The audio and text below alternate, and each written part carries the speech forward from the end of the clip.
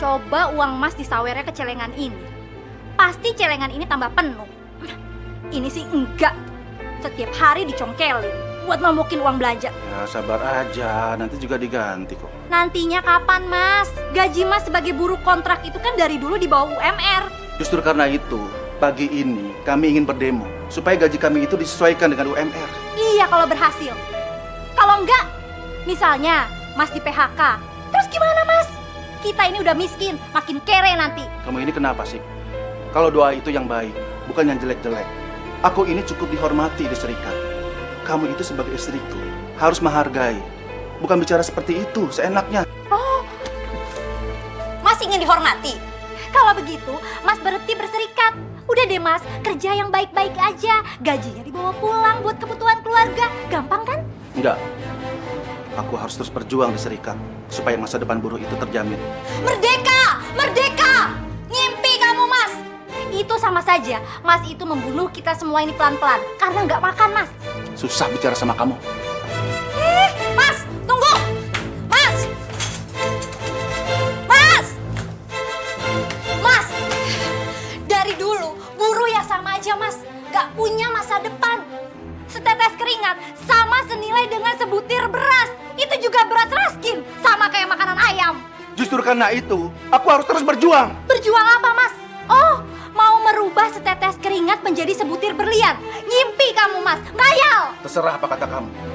Pokoknya, pagi ini aku harus tetap berdemo di pabrik. Terserah, kalau kamu tetap ingin berdemo, aku akan berhenti kerja saja, mengurus rumah dan anak. Ibu kamu yang buta itu kan tidak bisa diandalkan, Mas. Dia itu hanya benalu di rumah ini. Jaga mulut kamu!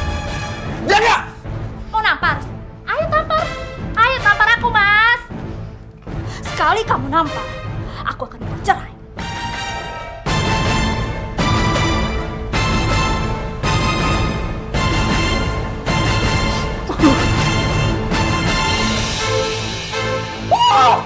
Dasar suami madesu, masa depan suram.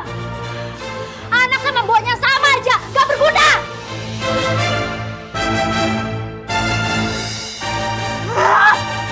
Ih. Ya Allah, kenapa menantuku ini begitu benci sama aku? Hanya karena aku ini buta.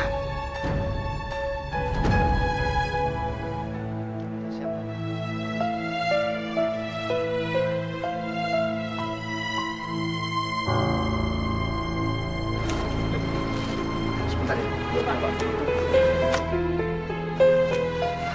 Pak, begini Pak, ini Pak Johan mendadak sakit. Waduh, terus yang mimpin negosiasi dengan Pak Lukas itu siapa? Katanya Pak Johan, kamu aja. Aku?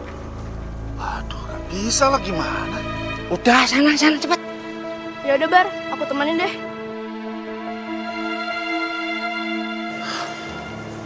Ya sudah. Yuk. Tuntutan kami minta supaya upah buruh kontrak itu disesuaikan dengan UMR. Dan bagi buruh kontrak yang sudah bekerja lebih dari 3 tahun, segera diangkat menjadi karyawan tetap dan mendapat tunjangan bulanan. Masalahnya nggak sesederhana itu. Kondisi perusahaan saat ini sedang tidak stabil.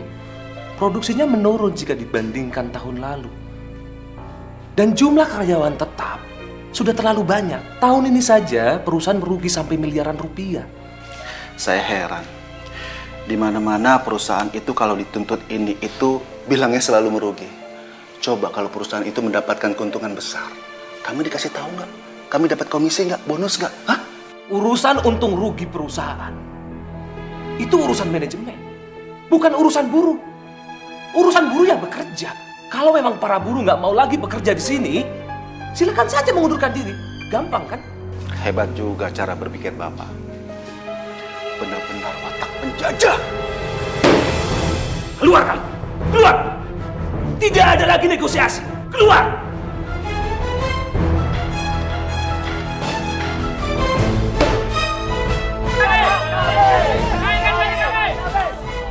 Hei, Kak! Iya, Bar. Mentok, gagal. Mbok kamu coba lagi negosiasi lagi masuk ke dalam sana loh. Nggak bisa. Gimana mau negosiasi? Tidak ada negosiasi lagi. Harusnya kalian semua sadar diri. Kalian itu cuma buruh yang mengandalkan otot kasar dan bukan otak. Waduh, ini sih negosiasinya buntu, nggak ada jalan lain. Waduh, kalau gitu kita ditantang nih. Ayo kita main cari kekerasan aja. Ya, Hei, dengerin. Kalian jangan coba-coba mengancam saya. Saya tinggal telepon polisi dan kalian semua ditangkap. kita tidak takut ditangkap. Di penjara pun juga tidak masalah. Ya benar. Toh di penjara gak usah bekerja, makan pun gratis. Betul. Tapi sebelum kita dibawa ke penjara, lebih baik kita bakar dulu.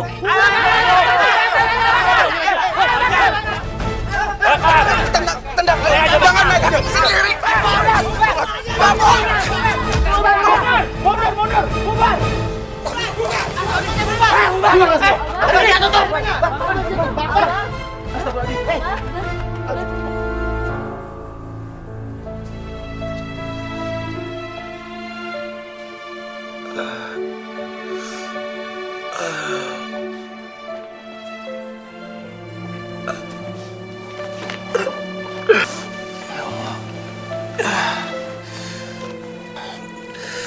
Kepalaku sakit, Man. Man, kenapa kejadiannya bisa seperti tadi? Saya sendiri juga bingung. Mungkin nasib belum memihak ke kita, Bar.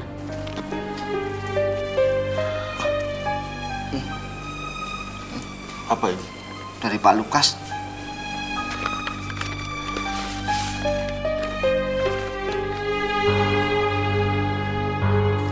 Ya Allah. Kenapa, Bar? Aku dipecat, Man. Astagfirullahaladzim.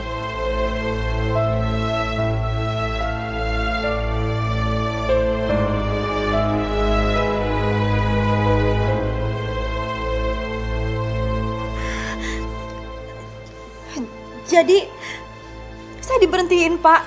Kenapa alasannya, Pak? Kamu meninggalkan pekerjaan saya begitu saja, tanpa pamit.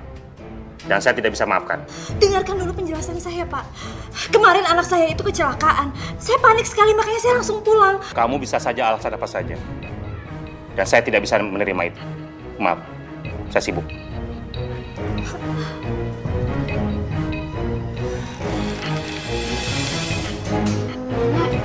Tiga kali 2 berapa?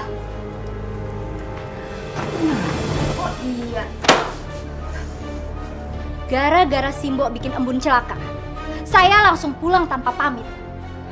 Dan sekarang, saya dipecat. Dan saya orang tua tidak tahu diri.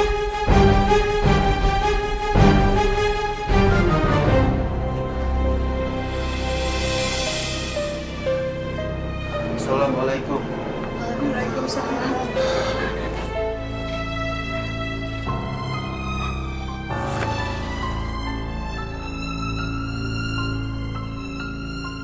Loh, kepala ayah kenapa?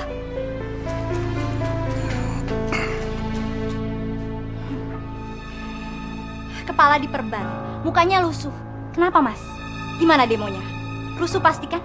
Iya. Dan aku di PHK tanpa pesangon.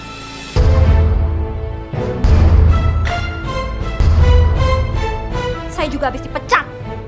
Dan semua ini gara-gara Simbo kamu yang bikin celaka embun. Mikir kenapa, Mas? Mikir. Sekarang kita berdua ini pengangguran, Mas. Sementara Simbo kamu cuma bisa diem, nggak bisa bantu apa-apa. Kenapa sih? Kamu selalu nyangkutin masalah ke mbokku. Oke. Sekarang kita butuh beras buat makan. Dan juga butuh duit, Mas, buat beli susunya embun. Ini, kita mau makan apa, Mas? Nih, kita mau makan pakai ini. Emang ini bisa dijaminin ke bank terus dapat duit? Beli susu aja susah, sosokan jadi pahlawan. Bisa diam nggak? Malu kalau didengar sama tetangga. Lebih malu lagi kalau kita mati kelaparan, Mas. Kita nggak punya duit. Mau ngorekin celengan, udah nggak ada isinya.